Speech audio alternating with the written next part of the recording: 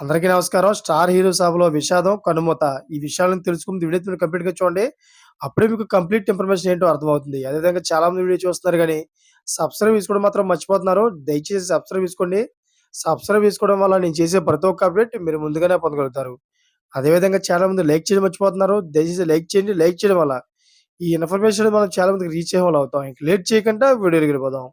France తమిళ చిత్ర పరిశ్రమలో ప్రముఖ నటుడిగా పేరు తెచ్చుకున్న విజయ్ తమిళక వెంట్రి గజగం అనే పార్టీని ప్రారంభించాడు. అయితే ఈ సందర్భంగా విడుదల చేసిన ప్రకటనలో 2026 అసెంబ్లీ ఎన్నికలే మా లక్ష్యం అని పేర్కొన్నారు. తదనంతరం గత నెల 27న విల్లుపురం జిల్లా పక్కనే ఉన్న విక్రమవాడి సాలయ్యలో అవేక ప్రథమ పార్టీ సదస్సు జరిగింది. అయితే ఈ సదస్సులో విజయ్ ప్రసంగం పెను దుమారం రేపగా తమిళనాడులోని పలు పార్టీలు విజయ్‌కి మద్దతు వ్యతిరేకత వ్యక్తం చేస్తున్నాయి.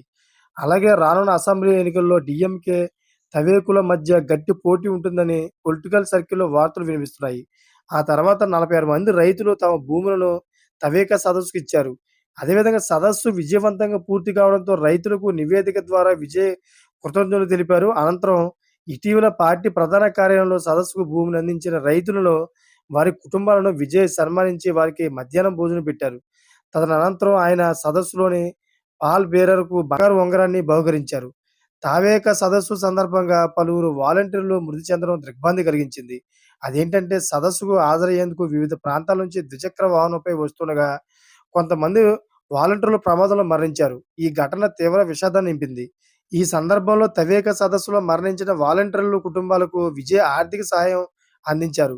అయితే కుటుంబ పరిస్థితిని బట్టి కొందరికి రూ. 2,00,000 మరికొందరికి రూ. 5,00,000 ఇచ్చారు. చూసారా ఫ్రెండ్స్? లేటెస్ట్ అప్డేట్స్ కోసం ఛానెల్ సబ్స్క్రైబ్ చేసుకోండి. Thank for watching friends.